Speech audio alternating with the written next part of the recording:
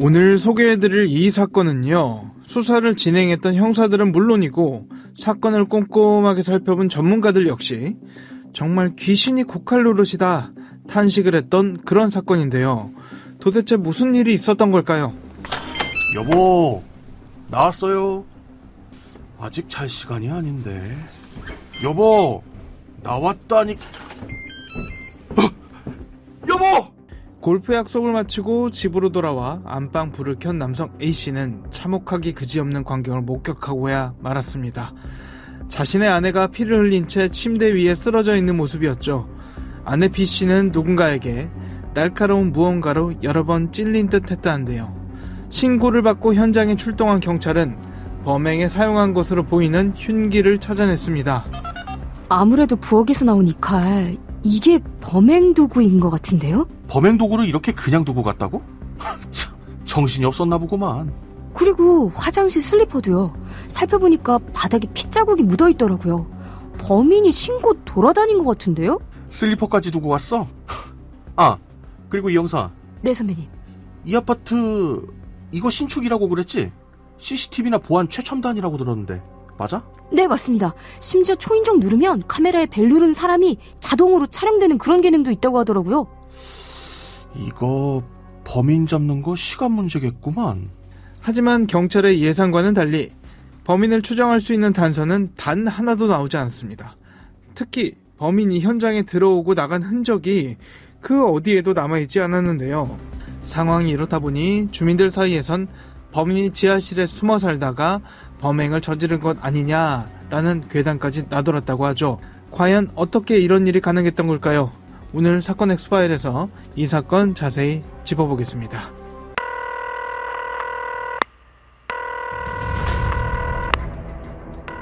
사건은 보이는 것보다 가까이 있다. 이원화 변호사의 사건 엑스파일. 안녕하세요. 이원화 변호사의 사건 엑스파일 이원화입니다. 오늘도 로엘 법무법인 서창곤 변호사와 함께합니다. 변호사님 어서 오세요. 네, 안녕하세요. 로엘 법무법인 서창곤 변호사입니다. 이런 사건들이 정말 어려운 것 같습니다. 뭐냐면 CCTV라든지 증거가 될 만한 것들이 현장에서 제법 나왔는데 수사를 진행하다 보니까 정작 진실 규명에는 별다른 도움이 안 되는, 정말 답답하지 않을까 싶은데요. 오늘 다뤄볼 이 사건이 딱 그런 사건이거든요. 경기도 남양주시에서 있었던 사건이 있죠. 네, 경기도 남양주시의 한 고급 아파트에서 벌어진 밀실 살인 사건입니다. 사건이 발생한 해당 아파트에는 한 중년 부부가 살고 있었는데요. 2010년 11월 17일 아침 7시경 남편은 지인들과 골프를 치러 집을 나섰고 약 1시간쯤 뒤인 8시경에는 아내는 서울에 살던 지인과 주식 투자와 근황 등의 통화를 하다가 18분 정도 지난 후 노인회관에 가야 된다며 전화를 끊었습니다. 중년 부부라면 맞이할 만한 굉장히 평범해 보이는 그런 일상이 아닌가 싶거든요. 네, 여기까지는 중년 부부의 평화로운 일상처럼 보였습니다. 하지만 같은 날 밤 11시 정도에 집으로 돌아온 남편이 목격한 모습은 정반대였습니다. 집으로 돌아온 남편은 평소와 달리 집에 불이 다 꺼져 있고 아무런 인기척도 느껴지지 않자 이를 이상하게 생각하며 안방으로 들어가 불을 켰습니다. 그리고 그곳에서 남편은 침대 위에서 칼로 얼굴과 목을 10여 차례나 찔려 피를 흘린 채 숨져있는 부인의 시신을 발견하였고 방 안은 온통 피로 가득했습니다. 이에 남편은 경찰에 외출 후 집에 돌아와 보니 아내가 피를 흘리고 쓰러져 있다고 신고하였습니다. 진짜 집에 들어와서 그런 광경을 보게 된다면 얼마나 놀랄까 감히 상상도 안 되는데 날카로운 흉기에 여러 차례 찔린 그런 상황이었다면서요? 네, 숨진 아내의 시신은 처참했는데요. 얼굴과 목 등에는 흉기로 10여 차례나 찔린 상처가 있었고 부검 결과 결정적 사인은 경동맥 절단으로 밝혀졌습니다. 특히 주목할 점은 아내의 양손에서 방어흔이 무려 11곳이나 발견되었다는 것입니다. 그리고 사망 추정 시간은 지인과의 전화통화가 끝난 시점부터 정오 사이, 즉 오전에 살해당한 것으로 분석됐습니다. 네, 앞서 피해자가 이른이 다 되어가는 중년 여성이라고 하셨잖아요. 그런데 손에 방어흔이 11군데나 남아있었다는 걸 보면 범인과 사투를 벌였다는 뜻 아니겠습니까? 용의자를 특정하는데 당연히 이런 부분도 신경을 썼겠죠? 네, 맞습니다. 경찰은 일단 피해자의 양손에서 방어흔이 11개나 발견됐으므로 범인이 노약자이거나 여성일 가능성이 높다고 보았습니다.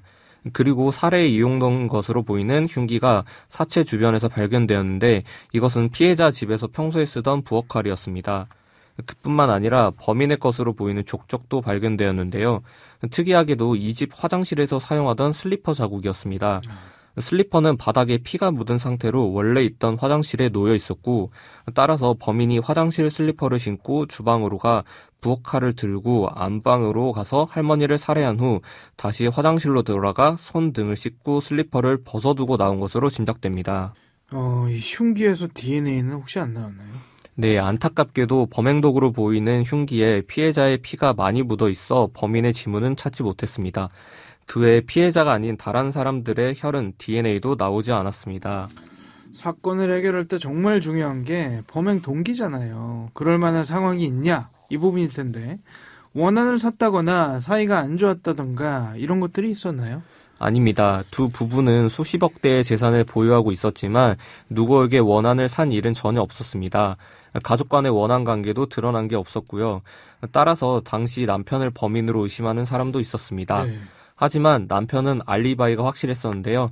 남편은 사건 발생 당일 아침에 외출하여 지인들과 함께 있다가 밤 늦게서야 집으로 들어왔습니다. 남편의 휴대전화를 확인한 결과 이동 경로도 모두 파악되었고 결국 남편은 용의선상에서 제외됐습니다. 또 경찰에서 의심했던 부분들은 없었나요? 네, 경찰은 남편이나 다른 사람의 청부살인 가능성도 생각해봤지만 특별한 사항은 발견되지 않았습니다. 다른 가족들을 의심할 정황도 전혀 없었고요. 그럼에도 경찰은 처음에는 어렵지 않게 범인을 잡을 수 있을 것이라 생각했었습니다. 이러한 경찰의 판단에는 한 가지 이유가 있었습니다. 그게 뭐였죠? 그것은 바로 사건이 발생한 해당 아파트는 입주가 시작된 지 10개월 정도밖에 안 된 신형 고급 아파트로 최첨단 보안시설을 갖추고 있었다는 점이었습니다. 입주 당시 시행사는 최첨단 보안시설을 자랑하며 입주민들의 안전에 철저를 기했다고 밝혔고 실제 밖에서 아파트 각 세대에 출입하려면 2중 3중의 보안장치를 통과해야 했습니다. 그리고 이 사건은 누군가 현관이나 창문으로 몰래 들어왔거나 강제로 열고 들어온 흔적이 없었기에 안에서 문을 열어주었을 가능성이 컸습니다. 따라서 아파트 단지 곳곳에 CCTV가 설치되어 있어 쉽게 용의자를 특정할 수 있을 것으로 봤던 것입니다.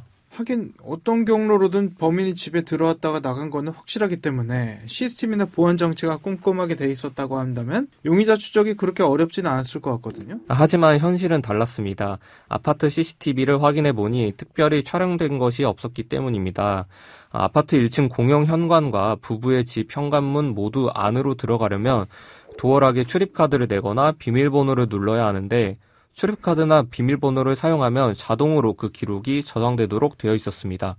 그러나 사건 당일 실제로 저장된 기록은 없었고 누군가 그 기록을 삭제한 흔적도 없었습니다. 만약 범인이 비밀번호를 알거나 다른 입주민이 들어올 때 함께 들어왔다고 하더라도 1층 현관에 설치된 CCTV를 피해갈 수는 없습니다.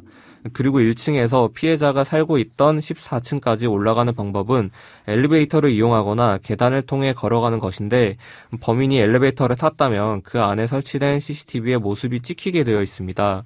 그리고 해당 아파트에는 최신 보안장치인 월패드가 설치되어 있었고 손님이 초인종을 누를 경우 바깥 카메라에 상대방의 모습이 자동으로 찍히도록 되어 있었습니다. 1층 공용 현관 입구에서 인터폰을 누를 때도 마찬가지였습니다. 그런데 이상하게도 1층 공용 출입문에 설치된 CCTV와 엘리베이터 CCTV 그리고 월패드 어디에도 범인의 모습은 촬영되지 않았는데요. 경찰은 혹시 집안에 미리 들어와 있던 범인의 소행은 아닐까 하는 생각에 사건 일주일 전 CCTV까지 모두 뒤져봤지만 의심할 만한 내용은 없었습니다. 근데 그게 가능한가요?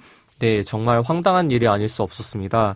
당시 경찰은 온갖 침입 수법들을 가정하여 수사를 진행하였고 15층 아파트 옥상에서부터 외벽을 통해 줄을 타고 내려왔다는 가정도 해봤지만 옥상에 줄을 매달았던 흔적이라든지 침입한 흔적이 전혀 없었습니다. 이 때문에 주민들 사이에서는 지하실에 몰래 숨어 살던 누군가가 범인이라는 터무니없는 괴담까지 돌았었습니다. 심지어 경찰이 지하실을 수색해봤지만 아무것도 발견하진 못했습니다. 이래서 사건 수사한 형사분들이 귀신이 고칼 노릇이다 이런 소리를 했던 거군요. 네, 그렇습니다. 경찰은 CCTV 영상을 대조해도 용의자를 특정하지 못하자 피해자가 거주하던 A동 주민 모두의 행적을 확인하였고 사건 당일 단지 출입 차량 운전자 모두를 살펴봤지만 그 어떤 단서조차 찾을 수 없었습니다. 또한 경찰은 아파트 경비실에서 입주민들을 탐문해 피해자와 주민 간 갈등이 있었는지를 조사하던 중 한 입주민으로부터 피해자가 아파트 옥상에서 고추를 말리는 것 때문에 이웃과 다툰 적이 있다는 말을 듣고 해당 이웃을 집중 조사했습니다. 이후 경찰은 해당 이웃의 집 거실에 깔린 카펫을 긴급 압수하고 거짓말 탐지기까지 동원해봤지만 특별한 건 없었습니다. 이 외에 범인이 입주가 안 된 빈집 창문으로 침입해 계단을 이용했을 수 있다는 가정도 하였으나 실제로 해당 A동 미입주 세대가 있던 2층과 3층의 집에는 사건 발생 당일 출입한 사람이 없었고 안에서 창문이 잠겨 있어 범행 수법이 아니라고 결론이 났습니다. 지금 2024년인데 이 사건이 발생한 게 2010년이라고 하셨잖아요. 그러니까 지금까지도 용의자를 한 명도 특정하지 못했다. 14년째 미제로 남아있다. 이런 이야기인가요? 네, 맞습니다. 5년여에 걸친 수사에도 범인의 흔적조차 찾을 수 없었고 결국 이 사건은 2016년 미제 사건으로 종결되었습니다. 2017년 6월 그것이 알고 싶다라는 한 방송 제작팀이 사건의 제보자를 찾는다고 나서면서 사건의 해결에 실마리를 제공할 수 있을지 기대가 되었지만 아직도 소식이 없어 유의미한 제보가 없었던 것으로 보입니다. 또한 미제 사건을 다루는 인터넷 방송인들도 CCTV에 한 번도 찍히지 않고 해당 아파트에 진입하는 것이 가능한지 확인해 보았지만 모두 실패하면서 이 사건은 더욱더 이해하기 어려운 사건으로 인식되었습니다. 범행 동기조차 뚜렷하지 않으니까 더 어려웠던 것 같고요. 네, 맞습니다. 그래서 용의자 특정에 더 어려움을 겪었던 것입니다. 이제라도 범인이 밝혀지면 처벌은 할 수 있는 상황이긴 하죠? 네, 처벌할 수 있습니다. 이는 이른바 태완이법에 의하여 사형에 처할 수 있는 살인죄의 공소시효 적용이 배제되었기 때문인데요.